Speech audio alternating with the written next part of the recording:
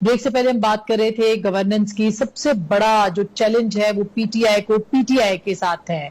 वो आप अवाम के आदमी हैं, जहांदीदा आदमी हैं। इस वक्त जो मईशत की सूरत हाल है, इस वक्त जो बेरोजगारी है, इस वक्त जो पुअर गवर्नेंस के इल्जामात हैं और जो कि नजर भी आ रहे हैं, आपको लगता है कि अगले 6 महीने के अंदर आपकी जमात के लिए क्या प्रॉब्लम्स हो सकते हैं? हो सकता है हुकूमत को कोई चैलेंज ना हो, लेकिन जमात को चैलेंजेस हैं क्या?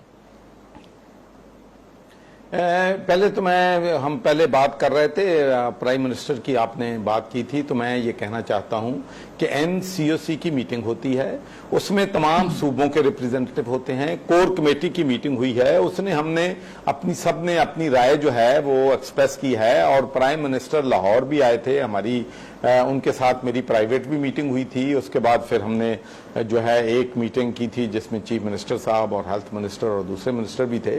तो इस बात पे बिल्कुल हम एक पेज में हैं कि जहां जहां फैलाव ज्यादा है वहां पे सख्त किस्म का लॉकडाउन किया जाए, और दूसरा जो एसओपीज हैं वो सख्ती के साथ उनको इंप्लीमेंट किया जाए। अच्छा, अब दूसरी बात आपने की है गवर्नेंस की। देखें, बात यह है कि मुल्क के हालात मुश्किलात हैं। जब से हमारी हुकूमत इक़्तिदार में आई है, हमारे सामने बहुत बड़े चैलेंजेस हैं, और उन चैलेंजेस को मीट करने के लिए बहुत सी एफर्ट्स, एनर्जी प्राइम मिनिस्टर साहब अपनी जो हैं वो इस्तेमाल जो हैं वो कर रहे हैं। तो मैं सिर्फ आपसे एक ही बात एग्जांपल देना चाहता हूं, उससे आप समझ लेंगी कि कितना एक्सटेंट ऑफ प्रॉब्लम थे जब हमने हुकूमत ली है।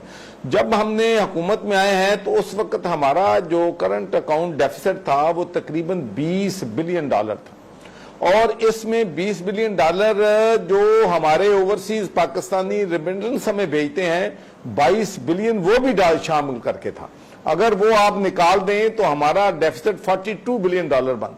कोई कौम, कोई मुल्क, कोई मईशत जो है इस किस्म के ट्रेड डेफिसिट पे सरवाइव जो है वो नहीं कर सकती कि आपकी इंपोर्ट $5 बिलियन पर मंथ हो और आपकी एक्सपोर्ट जो है वो $2 बिलियन हो। तो ये बिल्कुल एक बहुत ही बड़ा चैलेंज था हमारी हुकूमत के लिए, और हमने कोशिश की कि इस करंट अकाउंट डेफिसिट को हम जो है तकरीबन 2/3 हम जो है वो नीचे लेके आए।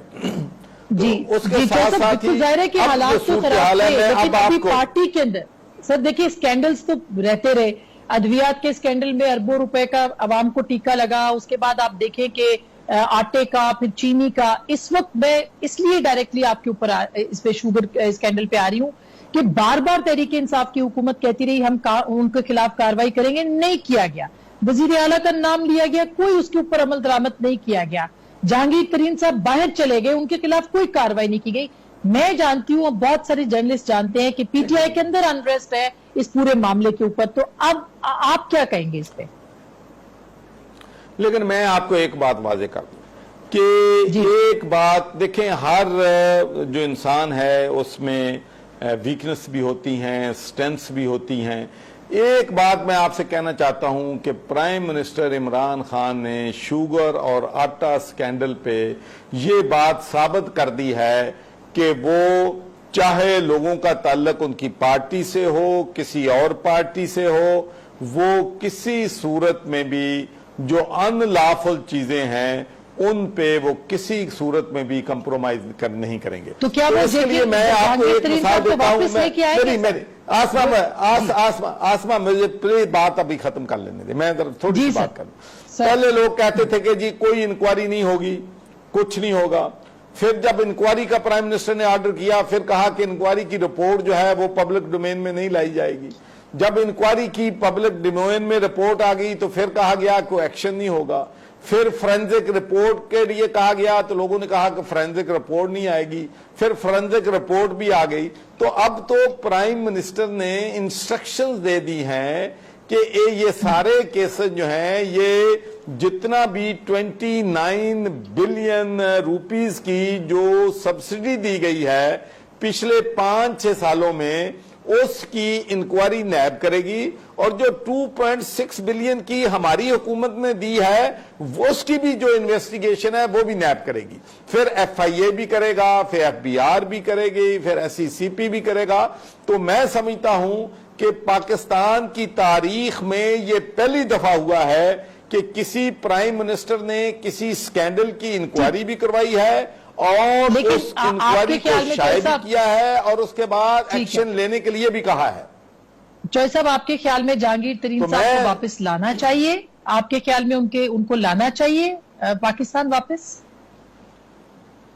دیکھیں جی، میں سمجھتا ہوں کہ میرا اپنا خیال ہے کہ جہانگیر ترین صاحب خود بخود جو ہیں وہ واپس آ جائیں گے. میرا نہیں خیال کہ وہ جو ہے وہ واپس نہیں آئیں گے، لیکن قانون نے تو اپنا راستہ نکالنا ہے.